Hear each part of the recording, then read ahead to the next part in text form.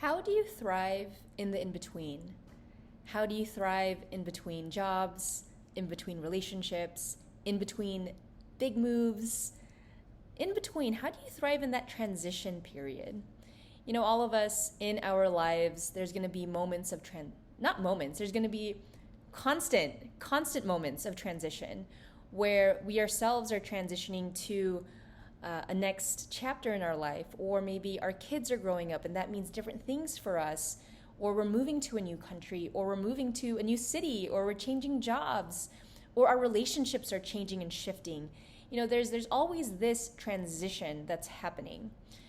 However, I want to share with you a few, reflections that I've realized with myself. Even if this lifestyle of living abroad and transitioning from country to country, meeting a lot of different people, having a lot of different friends, being parts of a lot of different communities, just the challenges that one faces when you're in the new space, and then also the kind of thinking that you have to do in order to start thriving.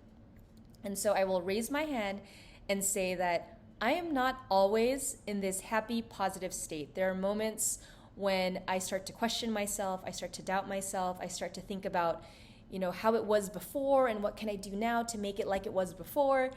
And it's been a challenge. And I do this for my career, for my job, and I help people, navigate change. And one of the things I realized quite profoundly, especially here as my family and I came back to the United States just a few months ago, for the first time in 5 years. Like, we have been abroad for a long time, and to come back to our home, to come back to the United States, and to be present here with other Americans, and to get back into the culture, and to be here, it's different. It's different because I'm different. It's different because I've experienced different cultures. I've experienced Peru for 2 years and had a child there. I experienced Korea for 3 years and started my business there. So there's all of these experiences that I've been through. And one of the challenges that I see with these big moves is that we get attached to our identities. And this is not just for someone that moves around for their job or for their lifestyle, but in general, in life in general. We get attached to our identities, who we are in relationship to the people around us, who we are in our career, who we are in our family, who we are in our community. Who we are is based on all of the relationships and the environment and the things that we've done in our past, and we attach to that. And the thing that I've realized in this particular move that's so challenging is that now I'm thinking, who do I want to be now? What do I want to do next? How do I want to evolve my identity and grow even more?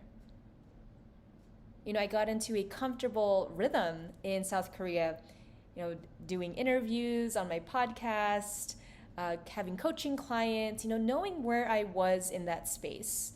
But then now building that all up again in a place of transition. So I'm probably not going to be here that much longer, but still trying to maintain that rhythm, still trying to maintain that momentum. Of course, in a different way, because life is, a different pace here in America. But I realize that I am probably still attached to the identity that I had in South Korea, who I was being in South Korea.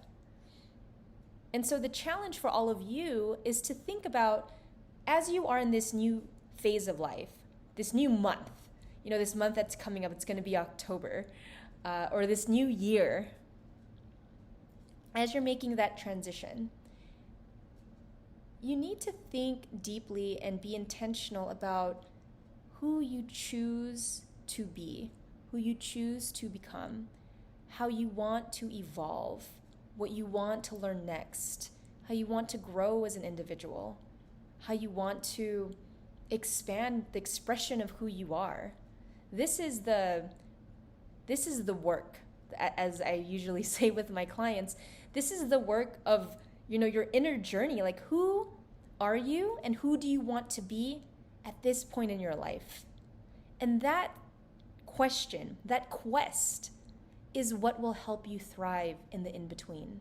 Because if you have that hunger and you have that sense of curiosity of what else am I capable of? Just ask yourself that. What else are you capable of? What else can you do? What are those hobbies that you've always wanted to try? What is that courageous decision you want to make? What is that hard conversation you want to have?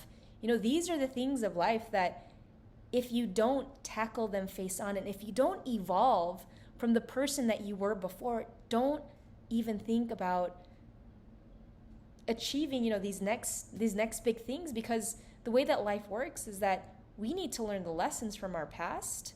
We need to learn the lessons well and be different and choose differently and change our patterns and shift our energy in order to evolve into that next level, the next level of self.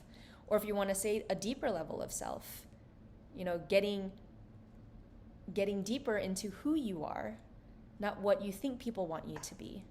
That really is the journey of, I think, this lifetime is how can we fully express our humanity and how can we fully express our potential? So this episode is a little bit, I'm trying to get a little deep here because that's the space I'm in. How does one thrive in transition? And my answer to that is to choose evolution, to choose to evolve yourself, to choose to reassess who you think you are, reassess your identity, and ask yourself, is this the kind of person that I want to continue being? Is this the kind of person that will be able to thrive at that next level? Is this the kind of person that I want my kids to see? Is this the kind of person that I want my spouse to see? How do you want other people to experience you? There's a point in your life when you choose to live bigger. You choose to be your higher self. It's hard work. And it's a daily struggle, right? Because by the time we're age 35, a lot of our patterns, our thought patterns, our behavioral patterns are locked in unless you intentionally choose to do otherwise. So in this phase of your life, in the transition, how are you choosing to evolve? How are you becoming a better person? What do you want to improve on? And then stick to that. Let your curiosity flow. Go where you haven't gone before. Take baby steps and start asking yourself, how can I improve in this area of my life? If it's your health, if it's your finances, if it's your creativity, if it's your sense of joy every day, how can you improve just a little bit? Evolve yourself. Bring a different element of who you are. And I guarantee you're going to start experiencing life in a different way. I'm excited, as you can tell. I'm so excited because I've experienced a lot already in life, but I know there's so much more. And I know that I'm capable of so much more. So I believe that we all are. We're all capable of so much more than we think. Because the way that we think now, your thought patterns, your mindset, the way that you think now, that has brought you up to this point. But if you want to go further, if you want to experience other things, you need to start thinking differently about who you are and what you are capable of. All right.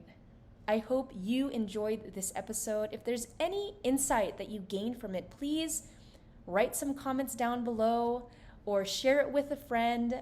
Tag me on Instagram, DM me on Instagram at Dom Narciso. Let me know what you learned from this episode and how you want to evolve, what you want to change about yourself. All right, everyone, thank you so much for listening and watching. I hope you have a wonderful afternoon, evening, or day. Remember to be bold, be positive, take action every day, and I'll see you next week.